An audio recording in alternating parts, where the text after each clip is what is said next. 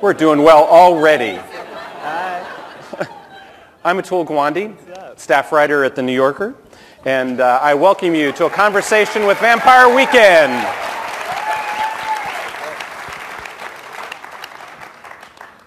So, first reminders, please turn off all cameras, no photography is allowed, and turn off your phones.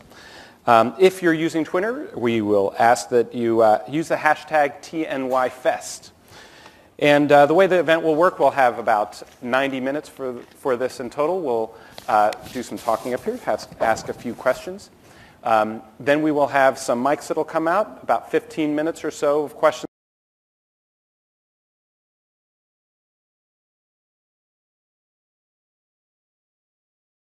from the audience. If you have any of those burning questions about lyrics, music, anything along the way, that's what they're here for. You don't have to read between the lines in the press that they get. And then they'll play a few songs for us, and including, with any luck, something new.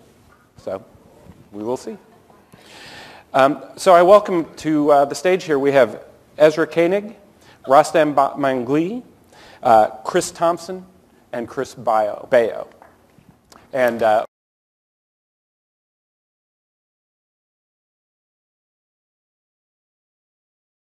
welcome to all of you.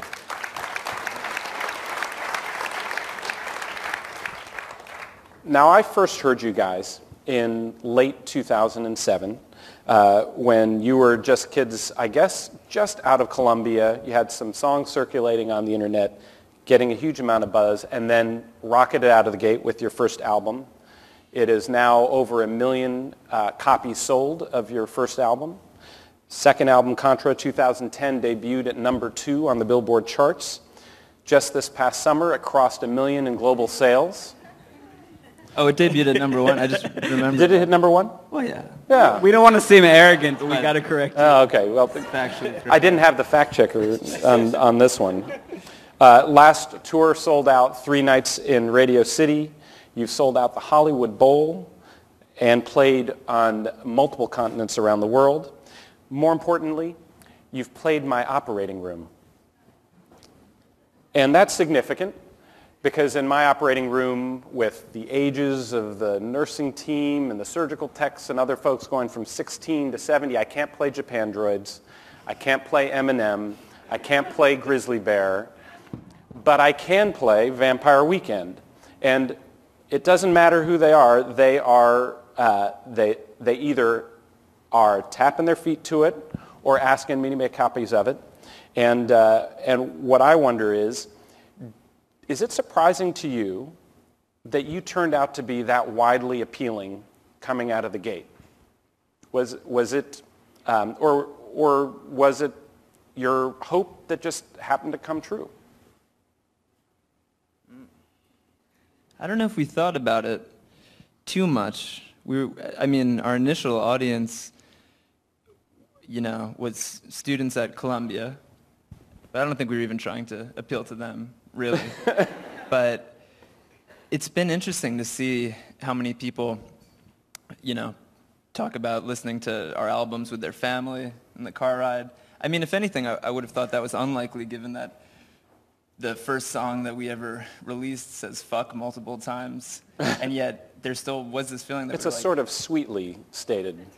Yeah, well, hopefully it goes down easy, but I think it's been very interesting to see how many people talk about us like a band the whole family can enjoy, and I think that's great because at the very least we always felt like there were multiple layers to our music, and we have so many people always talking about how like they're really little kids like us, like 2 or 3 years old. Mm-hmm. So you would hope that there were layers that the parents were appreciating that the 2-year-old wasn't, but it's been cool. There's so many videos on YouTube of like little kids dancing to like A-Punk. And I guess there's videos of kids dancing to almost every song, but that one specifically always struck me as something kind of cool and unexpected. And when you came out of the gates, you were as I understand it, you met in your senior year at Columbia, but it seemed like, as I understood a little bit of your backstory, almost all of you were serious about music in high school. you, Rostam, were a Pro Tools geek, if I understand it correctly, at Georgetown. Were you already wanting to record, be in bands? Was that? Well, yeah, I'm actually the only one who was not in a band in high school. Everyone else was, and I spent high school mostly kind of focused on recording, mostly recording myself. But it wasn't until sort of we got together and actually that I had the opportunity to think about recordings in terms of a band, which was really huge for me. I was always sort of like testing ideas and sort of preparing myself, and then by the time the band formed senior year, I think I was ready to take on the task of recording a band, and I was really excited about it. It was all I thought about, so. So even in your early bands in college, that wasn't the role you were playing. It was only now when it all came together you got to be both producer and musician. I guess so, yeah. I mean, there's maybe more complicated story there, but it's not very interesting. But yes, I mean, I wasn't really in that many early bands in college. Ezra and I had a folk band that didn't last very long. One show. I remember.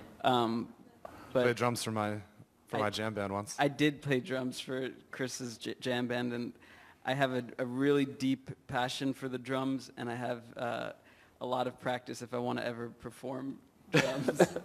I need to do a lot of practice, but I love drums, and I think about drums all the time.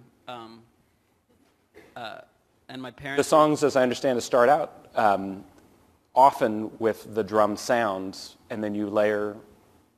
That has happened, yes. Our songs seem to happen in different ways all the time. So, yes, it has happened that the drums have been the beginning. But not always, by any means. No, but not always. I was going to say my parents, when I was in high school, they allowed me to have a drum set in my bedroom. I don't know why they allowed that, but they did. And it was really important for me. It was really informative just to be able to play and to listen to music and to try to understand how everything was being built together. Chris, then why did you become the drummer? Given that, as I understand, you hadn't hardly played drums when you were coming on. You were originally a guitar player at the first session. Originally I was a trombonist, but then guitar quickly overcame that in high school. But yeah, I became the drummer, I think, for the simple fact that we couldn't find an adequate one else otherwise. And I'd kind of messed around throughout high school and then throughout college, and I kind of approached it as like a sport almost, like just like a physical entity, which I'm now finding I'm really butting up against my limitations at this point. But you didn't own a drum kit. He owned the drum kit. Our first touring drum kit was the aforementioned bedroom. Yes, it was the drum kit from 10th grade. And I didn't have a guitar at school. I was playing Chris's guitar, which I've played ever since. The Epiphone is the guitar I brought to college that then kind of ended up working its way into the Dubs repertoire. Did you have to sell it? How much did you have to pay him? I donated it. It was a good donated investment. It. Now we own multiple ones. And Chris, you were in a band called The Underrated? It was called Underrated, and thinking back, that's a really high schooly name for a high school band. So I think I'm pretty proud of it now. Yeah, I think about it. And you were a singer-songwriter, guitarist, but made the switch to bass. Yeah, when I was a senior in high school, the bass player of my band quit, and so I started playing bass, but I didn't have one for a while, and then my high school graduation present was a bass guitar. And that I brought to college, and actually I remember bringing it my sophomore year when I lived in this suite with Ezra, and he could hear me ripping some bass down the hall. That was how I started entering the fold. Lizzie Whitcomb, who wrote an article for The New Yorker about you guys, mentioned that you, Ezra, had been playing in bands since 7th grade.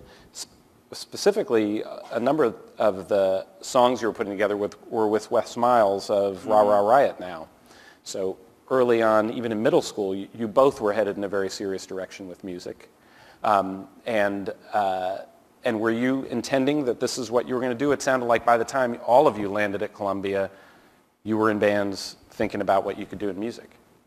Yeah, definitely. I mean, I remember the first week of college, kind of meeting all the people on my floor and being very excited about, you know, finding out who was into music. But, you know, of course, like with any sort of friendship or relationship in college, the ones you make in the first week are usually doomed to fail, and it takes a while. And then, yeah, little by little, I started to meet people who I felt like were a little bit more on the same page because, you know, I remember Rossum and I having a conversation when we finally met our freshman year and realizing that even though we had slightly different favorite bands, there was like something similar about like the way we thought about music, and we did talk about starting a band, and it took a while. So I always knew I wanted to continue doing music and be in a band, but I was also never quite sure how it was going to pan out. Now, given that all of you were so serious about music, though, then why did you guys go to Columbia? Well, actually, that's a pretty easy question to answer.